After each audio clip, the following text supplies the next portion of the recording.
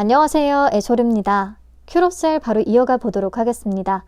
큐로셀은 항암 면역세포 치료제를 전문으로 하는 기업입니다. 항암제도요, 시간이 지나면서 계속해서 발전을 하고 있어요. 1세대 항암제는 우리가 가장 잘 알고 있는 화학 항암제로서 암세포와 정상세포를 구별 없이 증식하는 모든 세포를 다 공격하다 보니까 부작용, 구토라든지 탈모라든지 이런 것들이 매우 심할 수밖에 없습니다. 근데 2세대 항암제라고 하는 표적 항암제는 표적을 갖고 있는 세포만 구별해서 공격을 하기 때문에 비교적 부작용이 없기는 해요. 하지만 환자가 해당 표적을 갖고 있지 않으면 전혀 의미가 없는 그런 치료제라고 할 수 있습니다. 한계가 존재해요. 근데 3세대 면역 항암제는요, 말 그대로 환자의 면역세포 기능을 강화시켜서 스스로 암세포를 공격할 수 있게끔 하는 그런 치료법을 얘기합니다. 그래서 부작용이 거의 없는 차세대 항암제로서 굉장히 큰 기대를 받고 있는 거죠. 그리고 이 면역 항암제는 크게 두 가지로 분류할 수가 있는데요. 우선은 면역 관문 억제제. 암세포가 특정 단백질을 발현시키면 면역세포는, 우리 신체에 존재하는 면역세포는 이것을 적으로 인지하지 못해서 죽여야 되는데도 죽이지를 못한다고 합니다. 이때 면역관문 억제제는 이 면역세포가 다시금 암세포를 적으로 제대로 인지하고 공격할 수 있게끔 그 기능을 강화시켜주는 약물이라고 생각을 하시면 돼요. 그리고 두 번째, 면역세포 치료제.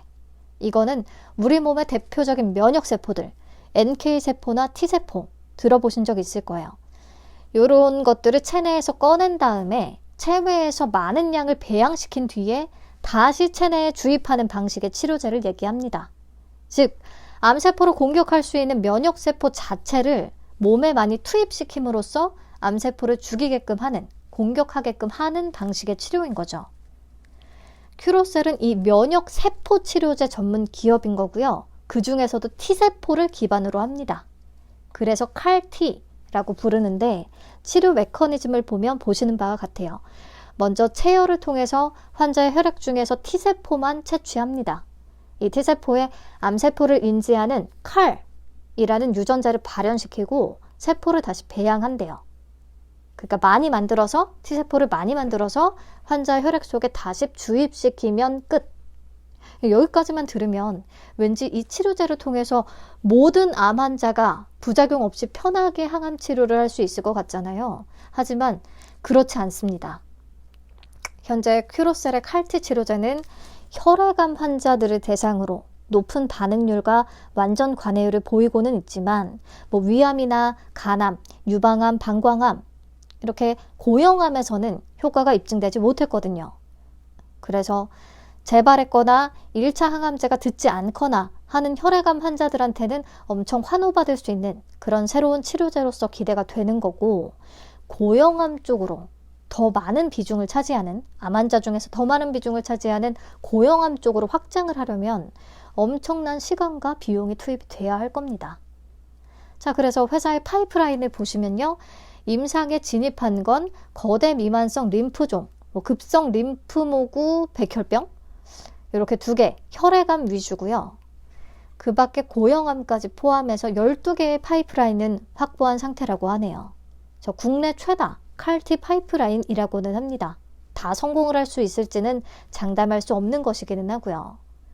지금부터 큐로셀만의 경쟁력을 찾아보자면, 첫째, 세계 최초로 CAR-T 기술과 면역관문 억제제 기술을 융합시켰다는 겁니다. 앞에서 면역관문 억제제 얘기했잖아요. 면역세포가 암을 적으로 인지하지 못하게 하는 다양한 인자들이 존재하는데, 이런 인자들이 있으면 T세포가 암을 제대로 공격하지 못한다고요. 이것을 제대로 잡아주는 게 면역관문 억제제라고 했습니다. 큐로셀은 이 중에서도 T세포의 기능을 저해하는 인자인 PD-1과 TGIT라는 단백질을 제거해서 T세포 면역치료제의 약효를 훨씬 더 향상시키는 기술을 개발을 했다는 겁니다. 그리고 경쟁력 두 번째, CAR-T 치료제로서는 국내에서 처음으로 임상을 허가받았고 현재 2상까지 진행 중이라고 되어 있는데, CAR-T 치료제는요, 비교 임상인 3상이 가능하지 않기 때문에 2상 종료 후에는 바로 신약 허가를 받을 수가 있다고 해요. 그래서 국내에서 첫 번째로 칼퇴 치료제로서 신약 허가와 제품 출시가 기대가 되고 있는 거죠. 이상의 중간 결과를 보면요. 완전 관해율, 암이 완전히 사라진 비율은 71%로 기존 FDA 승인을 받은 3종의 칼퇴 치료제에 비해서 훨씬 높은 효과를 보였다고 합니다. 그리고 기사를 추가로 찾아보니까 임상 이상이 완료가 됐다고 해요. 완료가 됐고 최종 결과는 내년 상반기에 공식 발표할 예정이며 내년 9월에 식약처에 신약 허가를 신청할 계획이라고 합니다. 이후에 25년부터 상업용 제품 공급에 나설 예정이라고 해요. 그러니까 계획대로 된다고 하면 우선은 국내 최초로 신약 허가를 받은 칼퇴 치료제로서 큰 의미를 가질 수는 있겠다라고 보거든요. 이게 고형암에 적용 안 된다는 게 아쉽긴 하지만 그래서 이런 스케줄까지 같이 체크를 해두시면 좋을 것 같기는 해요. 네, 실적은 기술 이전이나 시판된 신약이 없기 때문에 연구 개발에만 지속적으로 투입을 했고 손실은 계속되고 있고요. 어쩌면 바이오 기업의 디폴트 값이라고 할 수도 있겠죠. 이런 단기 순손실이 계속되고 있는 거. 그래서 공모가를 산정할 때도 2026년 추정 순이익을 기준으로 했기 때문에 밸류에이션 비교는 의미가 없겠고요. 그냥 저는 현재 면역세포 치료제 관련주들을 쫙 한번 찾아봤습니다. 더 있을 텐데 대표적인 것들만 적어봤어요. 보니까 기본적으로 NK세포 치료제 업체들의 시가총액이 T세포 치료제 기업들보다 더 높았거든요. 이게 또 막 다 설명드리자면 시간이 너무 오래 걸릴 것 같고 T세포 치료제의 단점을 극복할 수 있는 게 NK세포 치료제예요. 그래서 최근에는 NK세포 치료제에 대한 관심이 더 높아지고 있긴 하거든요. 그래서인지 아니면 어떤 다른 요인이 있어서인지는 다 제대로 파악할 수는 없었지만 아무튼 T세포 치료제 관련 기업들의 시가총액은 비교적 높지 않다. 그리고 그나마 매출이 조금 잡히는 종목들은 높은 평가를 받고 있다. 그렇다면 큐로셀은 아직은 기술 이전이나 뭐가 전혀 잡히는 게 없이 상단 기준 시가총액을 4,555억 원으로 잡은 거면 너무 비싼 게 아니냐라고 생각을 했습니다. 가뜩이나 바이오 기업에 대한 신뢰도가 낮잖아요. 그래서 수요 예측 결과가 배드일 것이라는 것은 어느 정도 예상을 했던 바인 거죠. 자, 경쟁률은 20.88대 1로 매우 낮습니다. 562개의 기관이 참여했어요. 비교할 것도 없이 정말 훨씬 낮은 수준입니다. 최근 기업들에 대비해서. 그리고 신청가격 분포표를 보면 하단과 하단 미만의 비율이 건수 기준 89.27%나 되거든요. 그러면 참여한 기관의 90% 정도는 하단과 하단 미만을 써냈다는 소리예요. 그래서 공모가는 하단 대비해서 33%나 할인된 2만 원에 확정을 해줍니다. 자, 의무보유 확약 비율은 건수 기준 7.83%, 수량 기준 4.74%로 매우 낮은 건 아니지만 그냥 있다 요 정도고요. 그래도 건수 기준의 수치가 더 높긴 하니까 약간은 잘 잡아주기를 바라봅니다. 자, 이렇게 수요 예측 결과가 안 좋은 덕분에 공모가는 2만 원으로 대폭 낮춰서 잡혔고 그래서 공모 금액은 320억 원, 시가총액은 약 2,723억 원의 사이즈로 상장을 추진합니다. 청약은 31일부터 11월 1일까지, 환불은 이틀이 걸리고요. 상장은 11월 9일. 네 종목이 다 몰렸습니다. 메가터치는 11월 10일이 아니냐라고 물어보시는데 원래는 10일로 계획이 되어 있었는데요. 하루 앞당겨서 9일에 상장을 하겠대요. 왜 이러는지 몰라. 자, 청약은 미래에셋과 삼성에서 가능합니다. 자, 신주모집 100%로 진행되고요. 우리사주 조합에 4.54%를 배정을 했는데 1인당 평균 배정 금액이 약 1,400만 원 정도가 되거든요. 근데 미리 수요 조사를 하고 배정한 것 같아서 소화는 될 것 같습니다. 자, 상장일에 유통 가능한 물량은 21.45%로 낮은 수준이기는 합니다. 금액으로는 약 584억 원. 공모가가 할인된 덕분에 그래도 많이 낮아지긴 했어요. 자, 기존 주주의 비율은 10.23% 정도가 존재합니다. 벤처금융의 비율이 6.22% 정도, 그 밖에 기존 주주가 4.01% 정도. 자, 회사가 유상증자를 실시했던 내역을 쭉 한번 정리를 해봤는데요. 액면 분할과 무상증자 내역을 다 반영해서 계산을 해둔 수치입니다. 보니까 2020년 유상증자 발행가액은 19,050원이더라고요.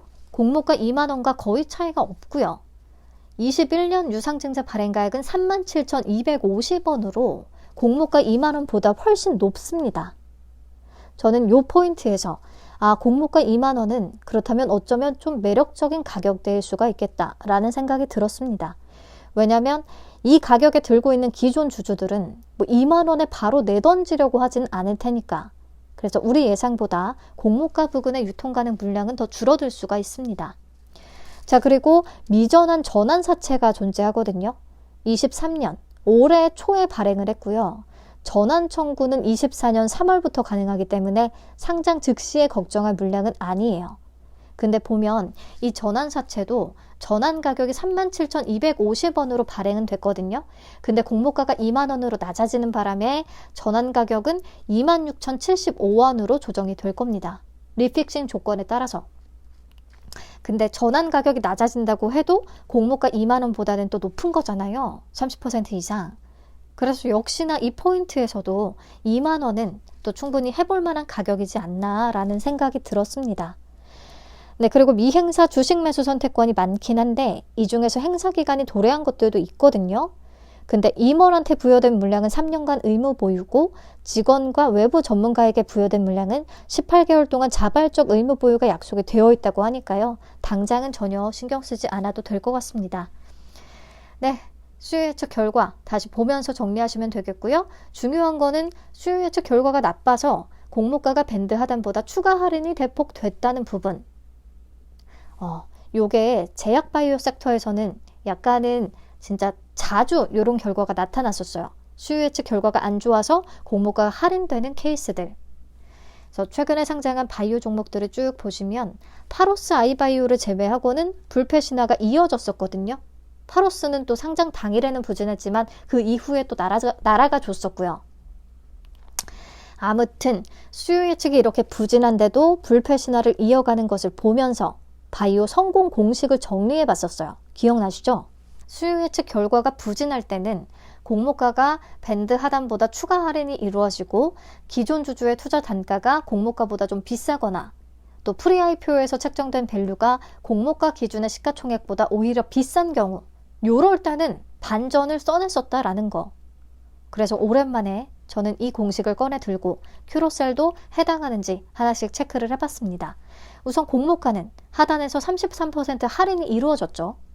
그리고 기존 주주의 투자 단가를 살펴봤을 때 공모가 근처인 19,050원이 있었고 또 37,250원에 받은 물량도 좀 존재했습니다. 그래서 이런 부분도 상장일 수급에는 긍정적일 수 있는 포인트다라고 봤고요. 또 큐로셀의 프리-IPO 때 밸류는 약 4천억 원 정도였다고 하거든요. 근데 공모가 기준의 시가총액이 약 2,723억 원 정도예요. 그래서 프리-IPO 밸류가 시가총액보다 거의 47% 정도 더 높거든요.